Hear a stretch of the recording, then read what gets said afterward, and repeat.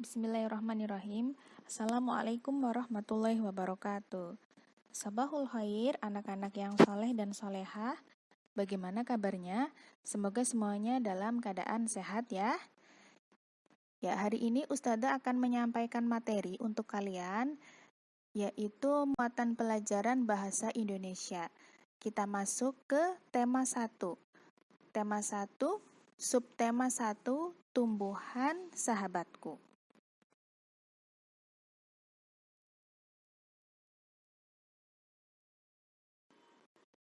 Ya, kita langsung masuk ke materinya, yaitu menjelaskan pengertian teks laporan hasil pengamatan. Ada yang sudah tahu apa sih itu teks laporan? Ya, teks laporan adalah teks yang berisi informasi berdasarkan pengamatan yang sudah dilakukan. Ya, jadi teks laporan ini isinya informasi-informasi berdasarkan pengamatan yang telah dilakukan. Misalnya nih, kalian sore-sore kalian jalan-jalan ke alun-alun Kota Tegal, kemudian kalian amati di alun-alun ini ada kegiatan apa, suasananya bagaimana, kemudian orang-orangnya pada ngapain. Nah, hasil pengamatan kalian tulis nih.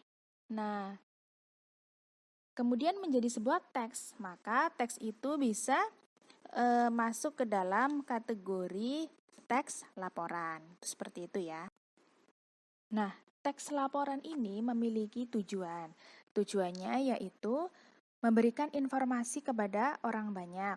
Jadi, ketika seseorang atau ketika pembaca membaca sebuah teks laporan, maka pembaca akan menemukan informasi-informasi yang ada di dalamnya. Seperti yang tadi Ustazah sampaikan nih, misalnya kalian membuat teks laporan hasil pengamatan tentang alun-alun Kota Tegal nih. Nah, kemudian ada pembaca nih yang membaca teks kalian. Nah, akhirnya si pembaca ini jadi tahu nih, oh ternyata di alun-alun Kota Tegal ini kalau sore-sore suasananya ramai misalnya. Kemudian oh kegiatannya orang-orangnya ngapain aja di sekitar alun-alun. Kemudian mungkin kalian ceritakan nih ada pedagang-pedagang atau bagaimana. Nah, nantinya para pembaca ini ketika membaca teks kalian akan paham nih informasi-informasi apa aja yang ada di sekitar Kota Tegal. Itu seperti itu. Teks laporan itu sebetulnya memiliki beberapa jenis ya. Ada teks laporan hasil pengamatan, kemudian ada juga teks laporan perjalanan, kemudian ada teks laporan kegiatan, selain itu ada juga teks laporan peristiwa. Nah, yang akan kita bahas di pembelajaran kali ini yaitu teks laporan hasil pengamatan. Ya, kalian sudah tahu ya apa itu teks laporan. Nah, kemudian isi teks laporan hasil pengamatan itu apa saja? Ya, isi dari teks laporan hasil pengamatan itu yang pertama ada informasi ya. Informasi ini maksudnya informasi secara umum. Seperti tadi misalnya kalian menjelaskan tentang laporan hasil pengamatan tentang suasana di alun-alun Kota Tegal. Nah, itu berisi informasi-informasinya. Bagaimana sih suasananya, terus bagaimana misalnya lalu lalang kendaraannya, seperti itu ya, informasi-informasi umumnya. Itu pasti ada di teks laporan. Kemudian fakta. Fakta ini maksudnya apa? Ya, fakta itu hasil pengamatan kalian ya. Yang benar-benar hasil pengamatan kalian di lapangan. Kayak tadi, misalnya kalian membuat laporan tentang hasil pengamatan alun-alun Kota Tegal. Nah, fakta-fakta yang kalian lihat itu apa aja? Misalnya, kalian melihat, oh banyak sekali ada pedagang kaki lima. Kemudian misalnya, oh ketika sore hari banyak orang-orang yang bermain di sekitar alun-alun nih. Misalnya entah itu sepeda, atau itu bermain atau sekedar jalan-jalan, itu seperti itu ya. Jadi fakta ini hasil pengamatan kalian. Kemudian ada kesimpulan ya. Kesimpulan ini merupakan pernyataan akhir laporan. Jadi dari informasi-informasi yang kalian dapatkan, kemudian fakta-fakta di lapangan yang kalian dapatkan, itu kesimpulannya seperti apa ya. Jadi ada 3 isi teks laporan, itu ada informasi, kemudian memuat juga tentang fakta, dan memuat juga kesimpulan dari laporan hasil pengamatan. Ya, sekarang Ustadzah punya contoh teks laporan. Itu teks Ustadzah ambil di buku tema 1 halaman 10 ya, bagian bawah sendiri di pendalaman materi bahasa Indonesia. Judul paragrafnya proses perkembangbiakan tanaman jagung. Itu paragraf pertamanya saja ya yang Ustadzah ambil. Proses perkembangbiakan tanaman jagung dimulai dengan menanam biji jagung. Setelah 3-4 hari, bakal tanaman akan muncul di permukaan tanah. Tanaman jagung akan terus tumbuh menjadi besar hingga siap diproduksi. 3 hingga 3,5 bulan, buah jagung sudah dapat dipanen. Ya, itu ya, sedikit cuplikan tentang teks laporan. Nah, tadi Ustadzah sudah bacakan ya paragraf tentang contoh paragraf teks laporan. Nah, ternyata dari teks laporan tersebut kita itu bisa mendapatkan beberapa informasi-informasi. Yang pertama, perkembangbiakan tanaman jagung diawali dengan menanam biji jagung. Kemudian, bakal tanaman jagung muncul setelah 3-4 hari setelah penanaman. Informasi selanjutnya yang kita peroleh, jagung siap dipanen setelah 3 hingga 3,5 bulan. Itu informasi-informasi yang kita dapatkan dengan membaca paragraf yang di slide sebelumnya itu tadi ya. Ya, itu ya tadi. Jadi dari teks laporan itu kita bisa menemukan informasi-informasi. Nah, kita lanjutkan pembelajarannya. Kali ini kita akan belajar tentang menentukan ide pokok dari teks laporan. Ada yang tahu ide pokok itu apa? Ya, kalian pasti sudah tidak asing dengan istilah ide pokok. Ini sudah berulang kali diajarkan ya di level-level di bawah kelas 6 pun sepertinya sudah pernah. Kelas 5 mungkin sudah pernah, kelas 4 mungkin sudah pernah. Ya. Ide pokok dari teks laporan itu berisi tentang ide yang mendasari teks laporan itu. Jadi membahas tentang apa sih, topiknya apa sih, itu ide pokok. Nah, ide pokok ini bisa ditemukan di kalimat utama ya. Ide pokok dapat ditemukan di kalimat utama. Kemudian kalimat utama terdapat di awal, akhir, atau campuran ya. Bisa di awal dan di akhir paragraf. Setiap paragraf itu pasti mempunyai ide pokok ya.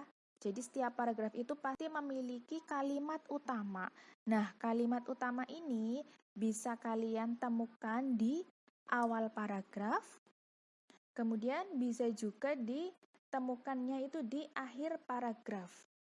Nah, tetapi kadang-kadang ada beberapa paragraf yang kalimat utamanya itu di awal ada, kemudian diulangi lagi di akhir paragraf. Itu namanya paragraf campuran ya. Jadi kalimat utamanya ada di awal paragraf dan di akhir paragraf.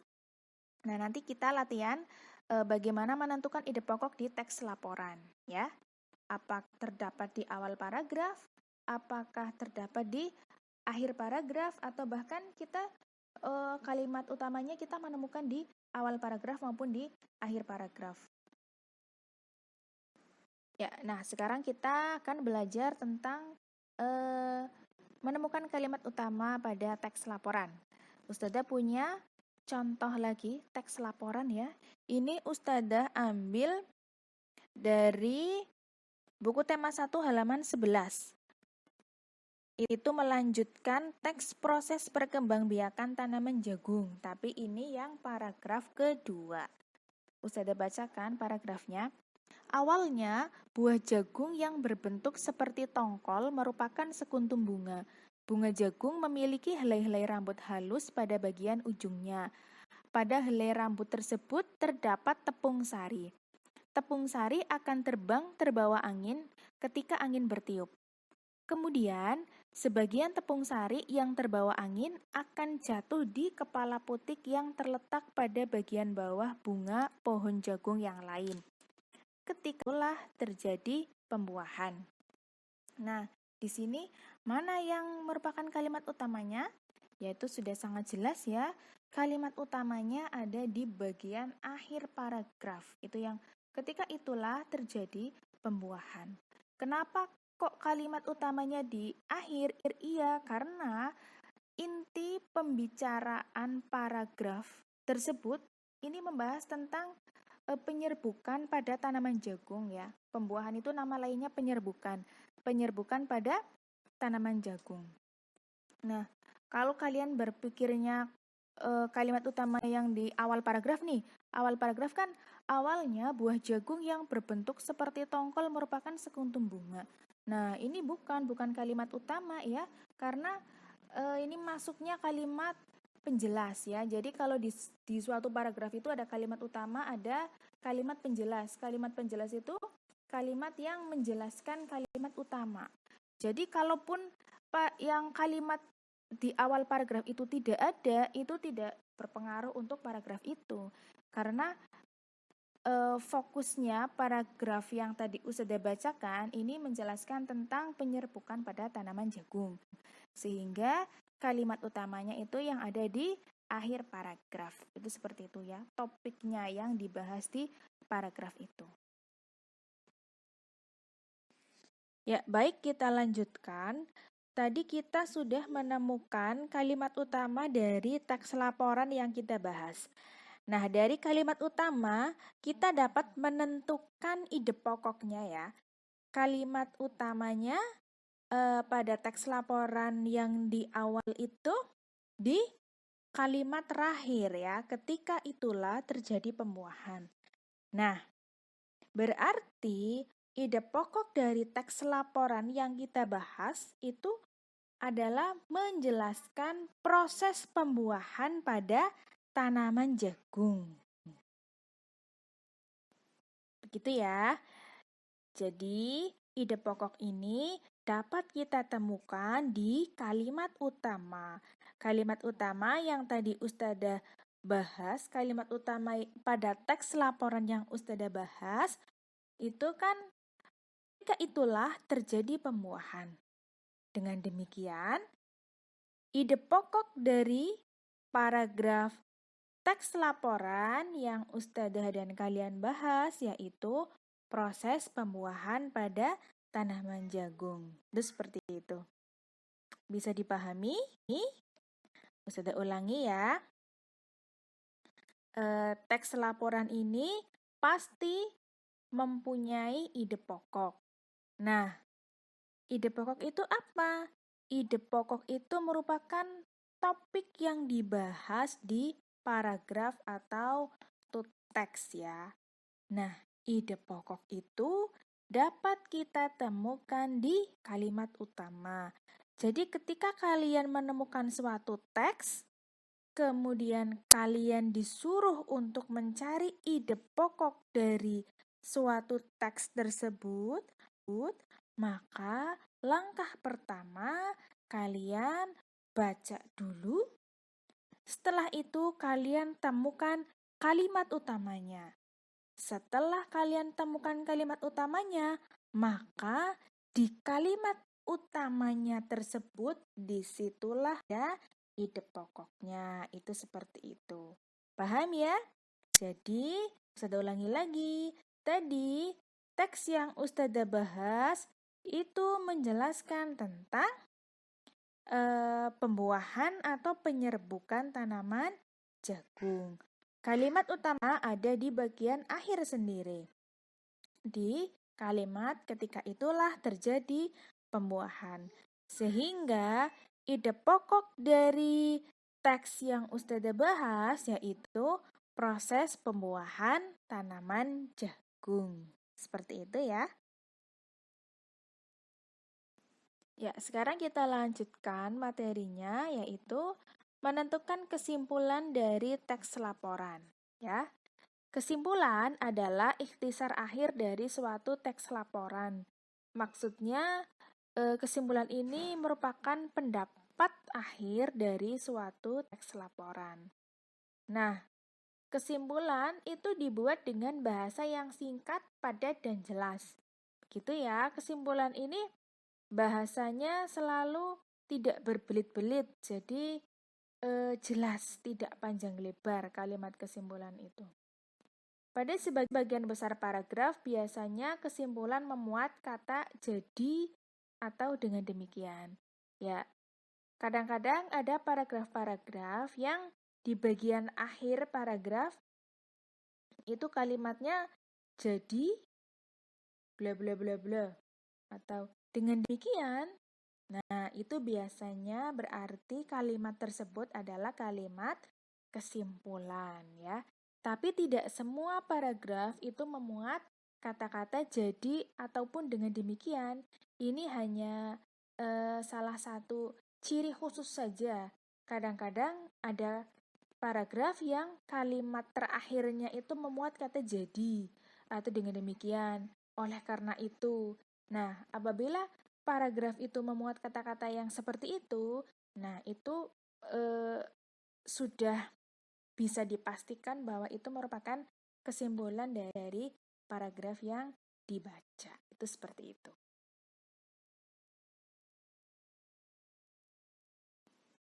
Nah, sekarang bagaimana sih caranya membuat kesimpulan itu? Ya, ada beberapa langkah-langkah atau cara ya untuk membuat kesimpulan. Yang pertama, baca keseluruhan isi teks laporan dengan cermat. Ya, ini sudah pasti ya. Kita tidak akan mampu memahami suatu teks ataupun kita menemukan ide pokok dari teks tersebut apabila kita tidak membacanya ya. Jadi yang pertama, baca keseluruhan isi teks laporan tersebut ya. Kemudian setelah itu, temukan informasi penting yang terdapat dalam teks. Setelah kalian baca teksnya, kalian temukan nih informasi-informasi penting dari teks laporan yang kalian baca. Setelah itu, hubungkan semua informasi yang kamu peroleh menjadi satu pernyataan akhir.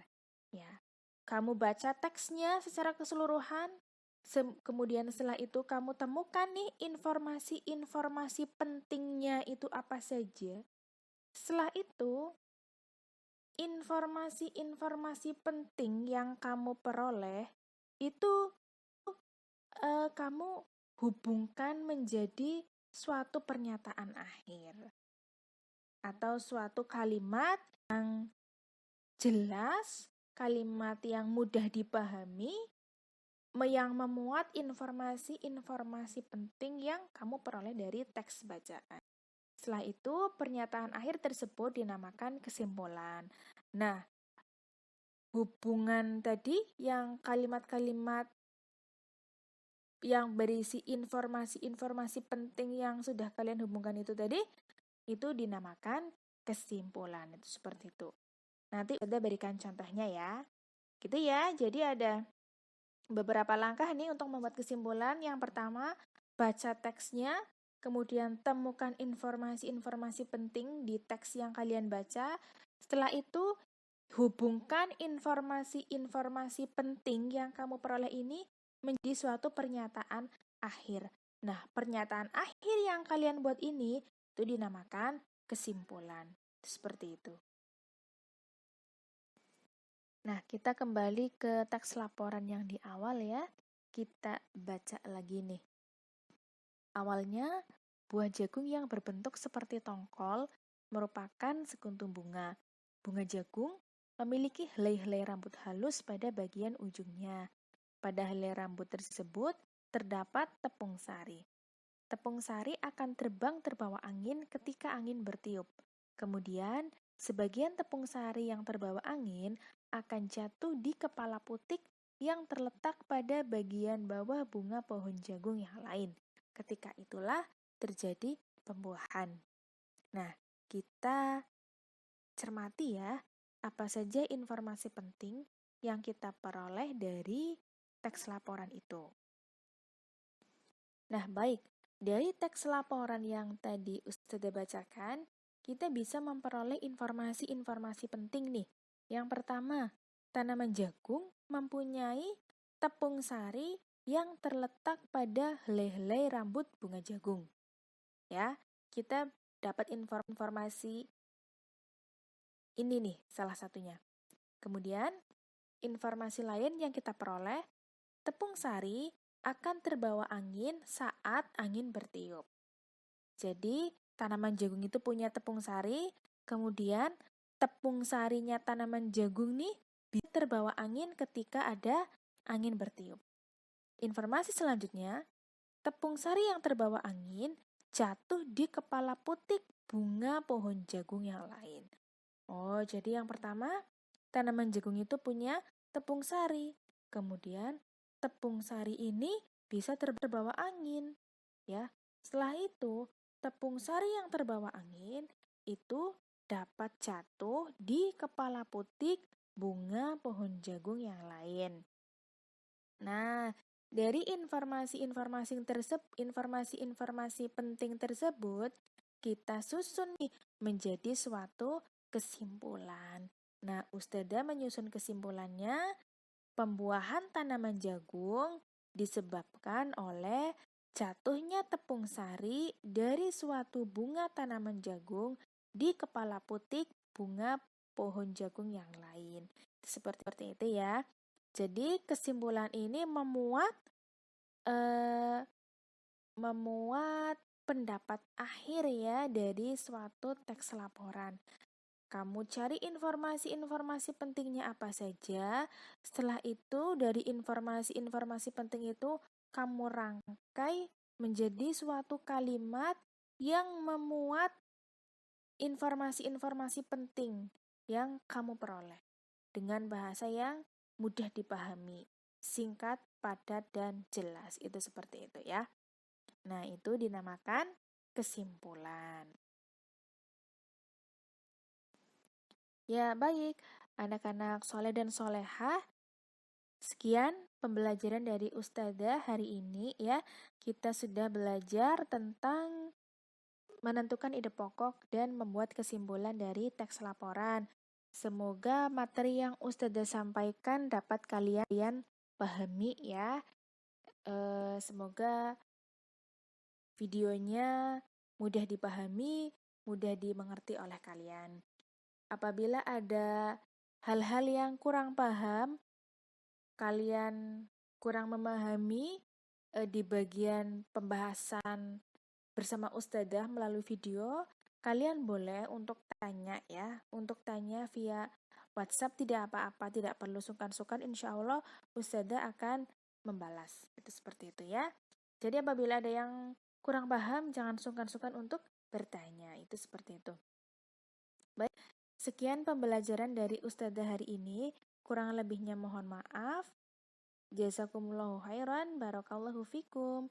Terima kasih atas perhatiannya. Ustazah akhiri. Assalamualaikum warahmatullahi wabarakatuh.